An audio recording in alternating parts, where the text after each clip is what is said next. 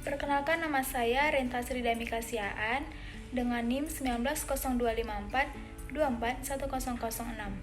Jurusan Ilmu Kelautan. Adapun tujuan dari pembuatan video ini untuk melengkapi tugas UTS mata kuliah Dinamika Pesisir Pantai. Pantai merupakan batas antara wilayah daratan dengan wilayah lautan. Wilayah yang termasuk wilayah pantai adalah daerah daratan, baik yang terletak di atas maupun di wilayah permukaan daratan, dimulai dari batas garis pasang tertinggi, dan daerah lautan yang terletak di atas dan di bawah permukaan laut, dimulai dari sisi laut pada garis surut terendah, termasuk dasar laut dan bagian bumi di bawahnya. Manusia melakukan aktivitas pemanfaatan wilayah pantai dan pesisir seperti pembangunan dermaga atau pelabuhan, kegiatan industri, pariwisata, pemukiman atau tempat tinggal, penambangan pasir, dan kegiatan lainnya yang sangat penting dalam pemenuhan kebutuhan hidupnya. Nah, selanjutnya itu ada perubahan garis pantai. Perubahan garis pantai yang terjadi di kawasan pantai berupa pengikisan badan pantai atau disebut juga dengan abrasi, dan penambahan badan pantai atau disebut juga dengan sedimentasi atau akresi. Nah, proses tersebut terjadi sebagai akibat dari pergerakan sedimen karena arus dan gelombang yang berinteraksi dengan kawasan pantai secara langsung. Perubahan lingkungan pantai. Perubahan lingkungan pantai dapat terjadi secara lambat maupun cepat, tergantung pada daya imbang antara topografi, batuan, dan sifat-sifatnya dengan gelombang, pasut, dan angin.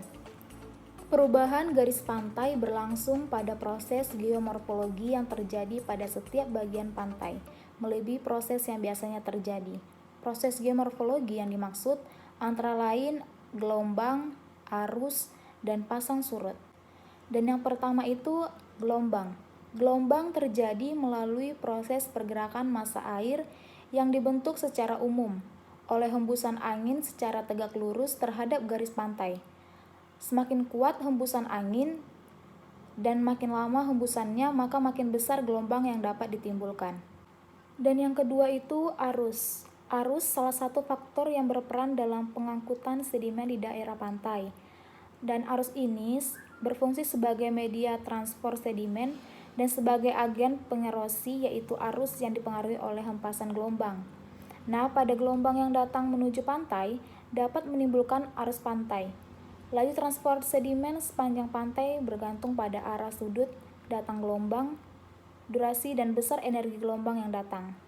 Apabila gelombang yang terjadi membentuk sudut terhadap garis pantai, maka akan terjadi dua proses angkut sedimen yang bekerja bersamaan, yaitu antara lain komponen tegak lurus, dan yang kedua itu sejajar garis pantai. Dan yang ketiga itu ada pasang surut atau pasut.